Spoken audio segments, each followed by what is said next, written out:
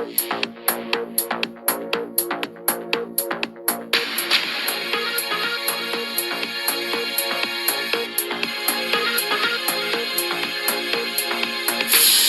ጤና ይስጥልን ክቡራን የዩቲዩብ ቤተሰቦች፣ የሰዓቱን አጫጭር መረጃዎች እየቀርብ ያለው እስከ ፍጻሜው አብራችሁን ቆዩ።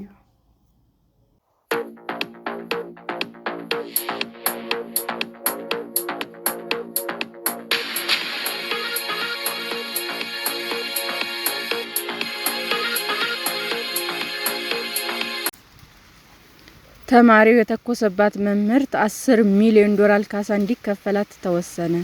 በአሜሪካ ቨርጂኒያ የ6 ዓመት ተማሪ ጥይት የተኮሰባት መምህርት $10 ሚሊዮን ካሳ እንዲከፈላት ተወሰነ። ከ2 ዓመት በፊት አቢጌል ዘዋሪነር የተባለች መምህርት ከተማሪዋ በተተኮሰ ጥይት ተጎድታ ተከታታይ ቀዶ ሕክምናዎች አድርጋለች።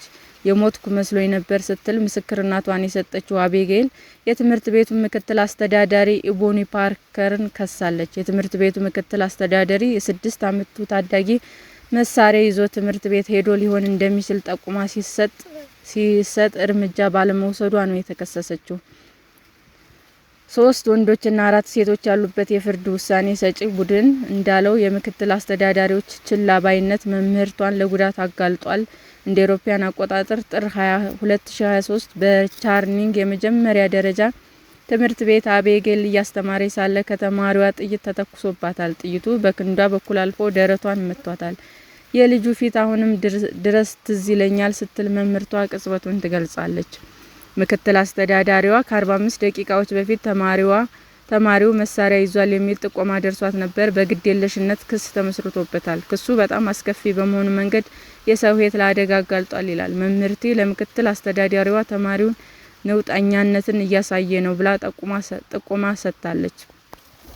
ሌላ ተማሪውን ማስፈራራቱንም ትናገራለች። ምክትል አስተዳዳሪዋ ግን ምንም ምላሽ ካለመስጠቷ ባሻገር ጥቆማው ሲደርሳት ቀና ብላ እንኳን እንዳላየች ተገልጿል። የምክትል አስተዳዳሪው ጠበቃ በበኩላቸው ምን ሊከሰት እንደሚችል የምታወቅበት ምንም መንገድ አልነበረም ሲሉ ተከራክረዋል።